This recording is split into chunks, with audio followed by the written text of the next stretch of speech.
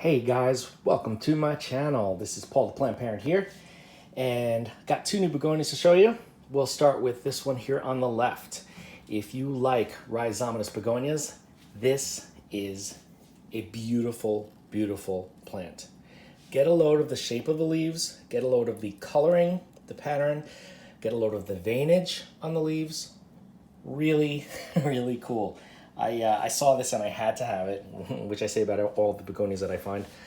But it is really a gorgeous plant. And it's not nearly as big as it's going to get. This is called Palomar Prince. It is a rhizomatous begonia, which means I could propagate by the rhizome, I could propagate by leaf cuttings, by leaf sections. I'm very excited about that because I love propagating, as you know. But oh my God, look at this plant. It is so cool looking. I can't get over it.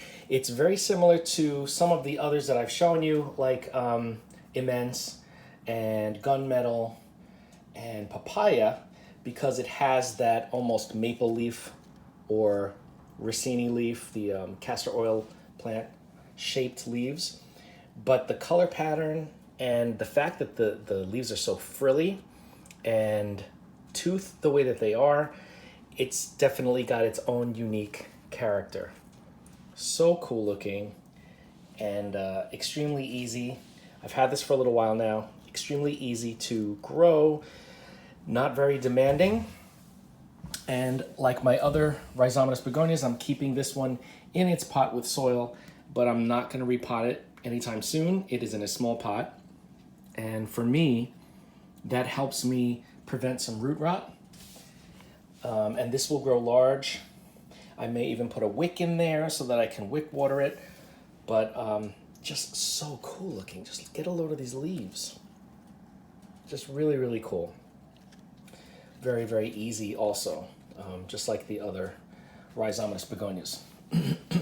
So growth pattern for this guy is sort of trailing.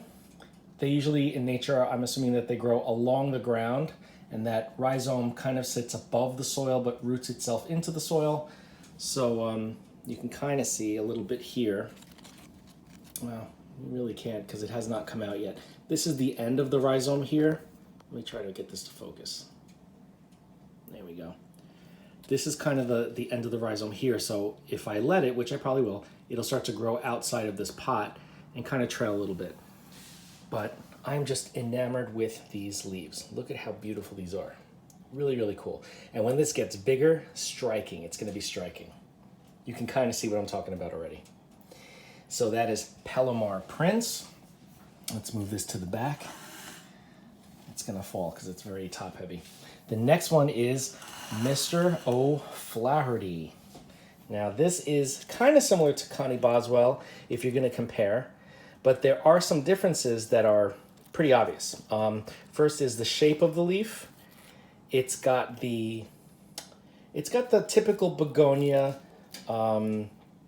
shape where it's not symmetrical. It's got an asymmetric pattern to the leaf. As you see, like if this is the middle of the leaf, one side is longer than the other. But if you look at this, let me see if I can zoom in a little bit. If you look at the veins are darker, there is silver, and then there is also a purple blush on the inside. And where the petiole meets the leaf, it's almost like orange. Really kind of interesting, really cool. The underside of the leaf is a typical Rex looking leaf, but as you can see, it's definitely got its own thing going on. And all of these leaves, so beautiful, striking. Now, interestingly enough, this plant is considered a rhizomatous begonia, but it is a upright, jointed rhizomatous begonia, which means there is a rhizome under the soil, and from that rhizome pops up these upright stems that are jointed, almost like a cane, but these plants are not in that same family because they can be propagated by leaf cuttings. If you've tried propagating cane begonias by leaf cuttings, you'll know that it just becomes a leaf zombie, where the leaf will root, but it will not grow a stem, it will not continue to grow a plant out of that leaf. This type of Rhizomatous begonia, which is a jointed upright, will grow a new plant from the leaf. So you can do what you normally would do if you're going to propagate like a Rex begonia or a Rhizomatous begonia from leaf cuttings. You can either put the leaf and the petiole, the leaf stem, in water. It'll root and grow a new plant. Or you can cut up the leaf, and from the main veins you'll get new plants. You could do a cone cutting. If you have questions on any of those things, just ask, or you could check in my other videos because I talk about them there too. But the fact that you can grow these from leaf cuttings as well as the upright stems is really cool. It's just multiplying the ability for you to propagate these plants. But I think this is really cool, and the reason why I really, really like the jointed upright Rhizomatous begonias is because they're, in my mind, I'm not saying that this is reality, but in my mind, they are almost like a hybrid between a cane begonia and a Rex begonia. They have a similar growth pattern from what appears on the outside, like above the soil, to a cane begonia, but their leaves and the coloration and the methods of propagation are like a Rex. So it's like you get the best of both worlds. You get an upright, beautiful plant, but you can also, plus you get leaves that are very striking in their coloration like a Rex, and you can propagate them like a Rex or like a cane. So these are definitely a favorite. The upright jointed Rhizomatous are definitely a favorite.